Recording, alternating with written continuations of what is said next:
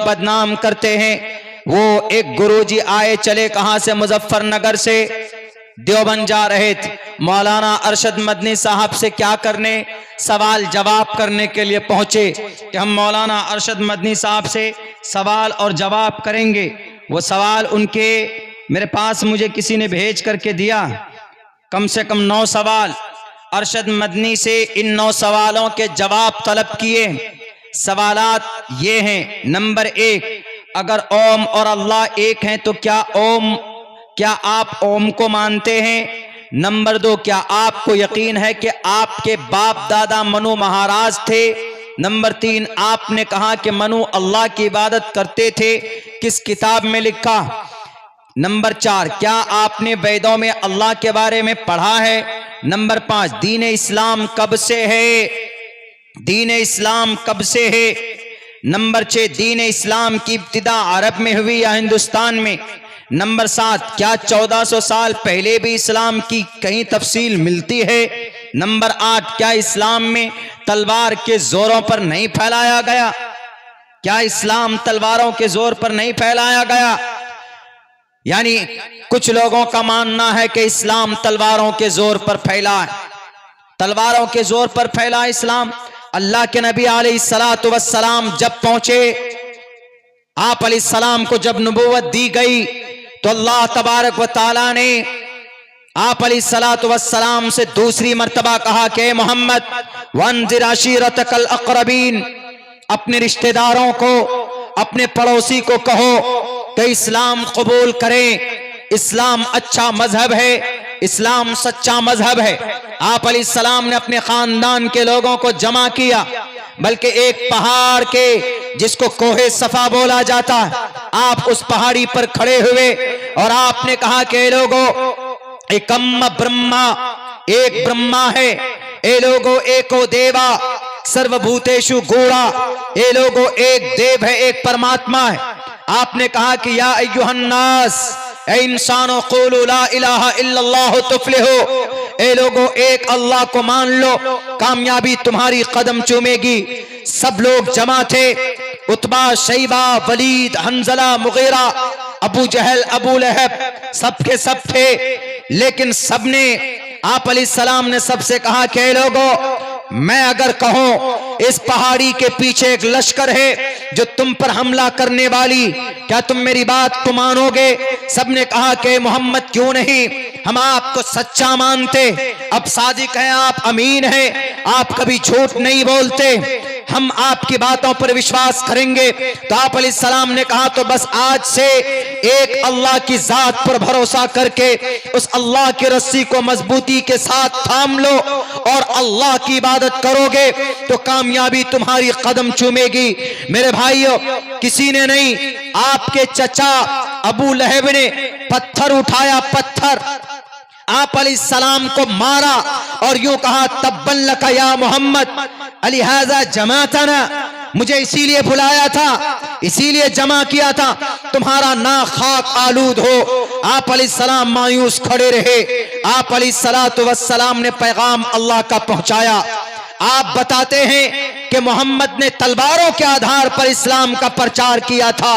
हजरत अबू बकर सिद्दीक को जब पता चलता है कि इस जमीन पर मोहम्मद इब्ने अब्दुल्लाह को नबूवत मिली है, आसमान से अल्लाह तबारक व तआला ने फरिश्ते को भेजा है वही लेकर और मोहम्मद को रसूल बनाया गया है, तो सबने कहा मुझे दलील चाहिए, मोहम्मद तुम रसूल बने हो तब तुम्हारी बात मानेंगे। लेकिन अबू बकर सिद्दीक के पास जब खबर पहुंची है तो बिना किसी दलील के कहा कि अगर मोहम्मद ऐसा बोलता है कि उनको नबी बनाया गया है तो मैं बिना किसी दलील के मानता हूं कि मोहम्मद सच्चा और झूठा है, मोहम्मद अल्लाह का रसूल है। अबू बकर सिद्दीक को किसने मजबूर किया था कलिमा पढ़ने पर? उमर फारूक, ताकत का कोई मिसाल, उमर फारूक की ताकत की कोई मिसाल नहीं मिलती। रुकाना, 10,000 जवानों की ताकत रुकाना में थी। जब रुकाना के पास खबर पहुंची कि रुकाना इस्लाम कबूल करो, तो मोहम्मद रसूलुल्लाह से आकर कहता है कि मोहम्मद मेरे पास तो कुछ नहीं है, मैं जाहिल हूं, अनपढ़ गवार हूं, मैं तुमसे बहस भी नहीं कर सकता, लेकिन मेरे पास ताकत है, मेरे बाजुओं में ताकत है। मैं आज के जमाने का अंडरटेकर हूं, आज के जमाने का WWF का पहलवान भी उस वक्त का सबसे बड़ा पहलवान माना जाता है। आप अलैहिस्सलातु वस्सलाम के साथ कहा, अगर आप नबी हो, आप रसूल हो, तो मुझसे मुकाबला करो, मुझसे जीत गए तो मैं तुम्हारी बात मानूंगा। रुकाना ने कहा कि ठीक है, तैयार हो तुम? अल्लाह के नबी ने कहा कि ठीक, मैं तैयार हूं। आप अलैहिस्सलातु वस्सलाम ने पूरी तारीख और एक फील्ड सजाया जाता, सारे लोग चारों तरफ खड़े। अल्लाह के नबी मैदान में आए, रुकाना मैदान में आया और आकर के कहा, अल्लाह के नबी ने कहा कि पहले तुम या मैं, थोड़ी पानी दीजिए। अल्लाह के नबी अलैहिस्सलाम ने कहा कि पहले तुम या मैं।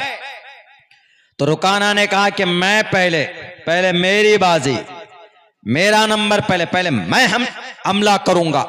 मेरे भाइयों, तो रुकाना दौड़ कर आता है आप अलैहिस्सलाम को पछाड़ने के लिए, आप अलैहिस्सलातु वस्सलाम को नीचे करने के लिए, उनको हराने के लिए। आप अलैहिस्सलाम क्या करते? बड़ी आराम से, आसानी के साथ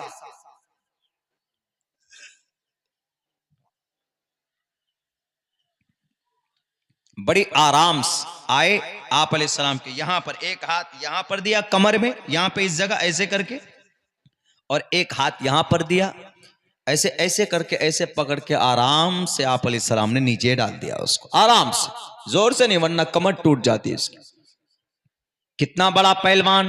10,000 जवानों को कहा जाता है कि ऊंट की खाल पर उसको जब रखकर 40 लोग उठाते थे तो ऊंट की खाल फट जाती थी, इतनी ताकत का मालिक था रुकाना। उन्होंने कहा कि मोहम्मद, समझ में नहीं आया, कोई शक्ति आप में है, आपके अंदर है, या चीटिंग हुई है मेरे साथ, चीटिंग हुई है। मैं दोबारा करना चाहता हूं, मैं दोबारा इस मुकाबले को करना चाहता हूं। उन्होंने कहा, अल्लाह के नबी ने कहा, कोई बात नहीं, दोबारा कर लो। दोबारा पूरी ताकत लगा कर आता है। आप अलैहिस्सलाम ने इस बार भी वैसे ही किया, पकड़कर आराम से नीचे रखा।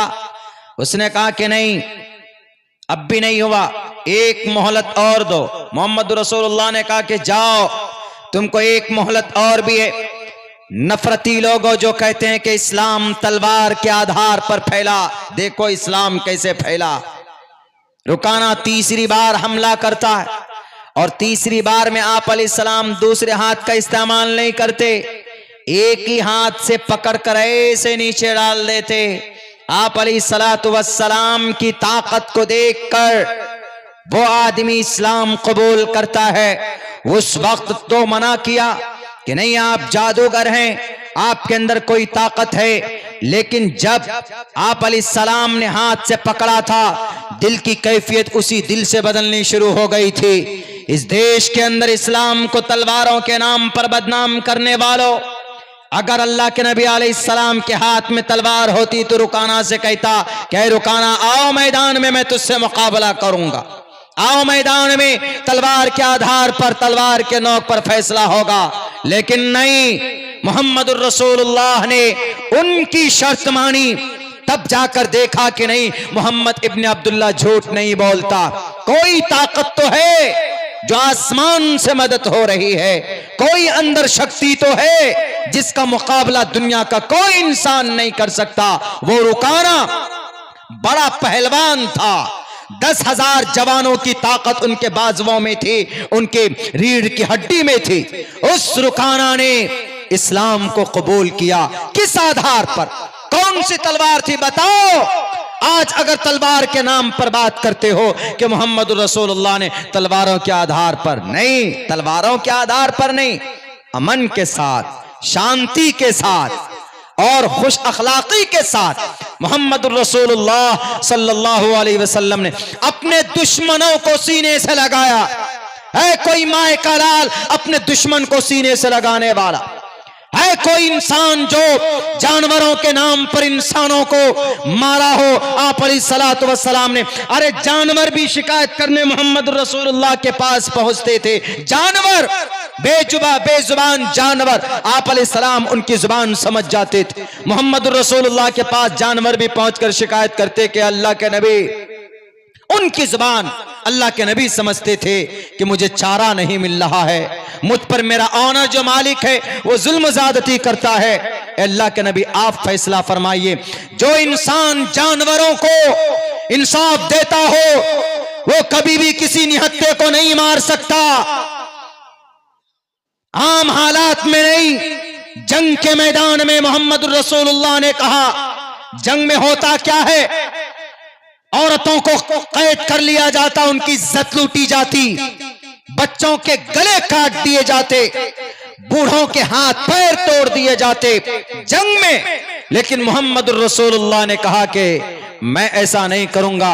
जंगे बद्र में आप अलैहिस्सलातु वस्सलाम तकरीबन 70 मुशरिकीन मक्का, कुफ्फार मक्का, कुफ्फार में कौन?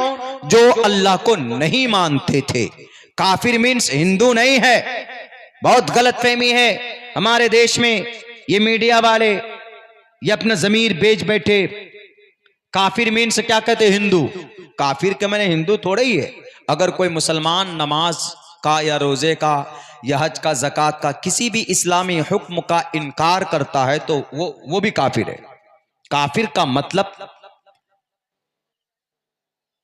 वैदो निंदकः नास्तिक, वैदो निंदकः नास्तिक, वैदो निंदकः नास्तिक। जो इंसान वैद को नहीं मानता, यानी ईश्वर के संविधान को नहीं मानता, ईश्वर के कानून को नहीं मानता, उसको कहा जाता है वो क्या है? नास्तिक। नास्तिक का मतलब इनकार करने वाला, ना मानने वाला। हिंदू हो के मुसलमान हो, कोई सरोकार नहीं, उससे कोई मतलब नहीं। अगर इनकार करता है, अल्लाह के किसी एक हुक्म का भी इनकार करता है, मुनकिर है, वो काफिर है। काफिर का मतलब हिंदू नहीं, काफिर का मतलब ईश्वर का इनकार करने वाला या ईश्वर के किसी ऑर्डर को न मानने वाला। वैदो निंदकः नास्तिक, वैद के संविधान को जो न माने व नास्तिक, कुरान के फरमान को जो न माने व नास्तिक व काफिर। कुफ्फार मक्का आप अलैहिस्सलातु वस्सलाम कैद किए 70। होना क्या चाहिए था? आज के जमाने में क्या होता है? आज के जमाने में यह होता है, अगर कहीं जंग होती है, जितना चाहे उतना मारो। किया ना भी रशिया, यूक्रेन की ईंट से ईंट बजा दी।